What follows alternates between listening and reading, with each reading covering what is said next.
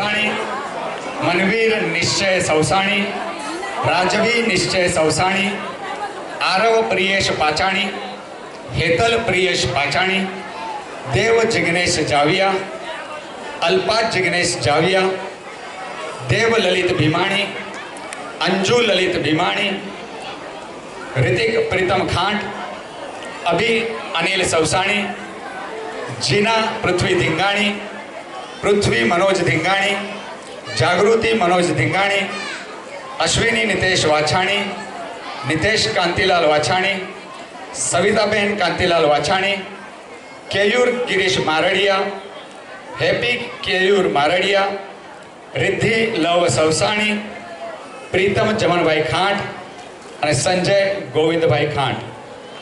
એ સાથે હજી એક 8 જોડીઓ છે, એના નામ છેલ્લે આપણે લેશું કારણ કે એક સરપ્રાઈઝ છે. 5 મિનિટ શાંતિ રાખો. હવે બધાને સરપ્રાઈઝ તો બધાને ખબર છે. જિંદગીમાં ભાઈના નસીબમાં સરપ્રાઈઝ આવે લગ્ન થાય એટલે. એમાં આપણે ગમે ત્યારે કહીએ તો શું કે છોકરી બિચારી આખું ઘર એનું મૂકીને આવી છે અહીંયા. અરે પણ એ એકલીને લેવા અહીંયાથી 100-150 લોકો ગયા હતા. એને ક્યાં ખબર હોય? 100-150 લોકો એકલીને લેવા જાય અને તોય કે બિચારી, અને બધું આખું ઘર મૂકીને આખો એના પોતાનો જૂનો સંસાર ને બધું મૂકીને આવી. અરે પણ અહીંયા આવતા હોય ચાવીઓનું ઝુમખું પોતે અહીંયા અડાડી લીધો હોય અને એ ઘર આખું એના ઘરમાં સોંપી દે છે. જે ઘરમાં એ જાય છે તો એના કરતાં બીજું મહાન સાસરાનું ઘર કોનું હોય? પસંદ આવ્યો હોય આ વાત તો વગાડો તાળીઓ.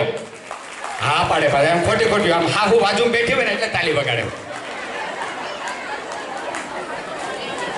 બીજું છે સાસુ ને બહુ બિચારા, એ બે આમ માથાકૂટ કરીને ગમે કે ઓલા દીકરાને લોહી પી જાય તો એ બિચારીયું ઈ જ.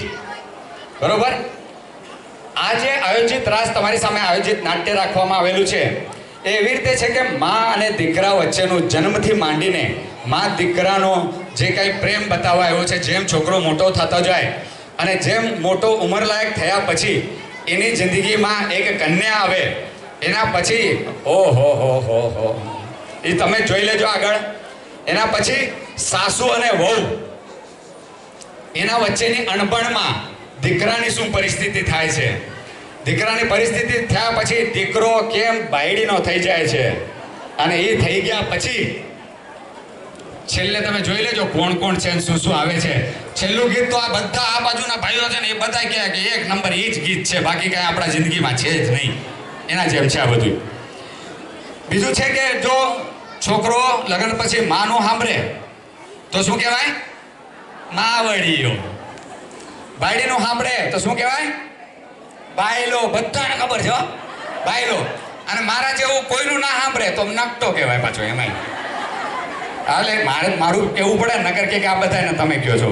તો એ પ્રમાણે આજની સંધ્યાનો આ આયોજિત રાસ આપણે અહીંયા રજૂ કરેલ છે.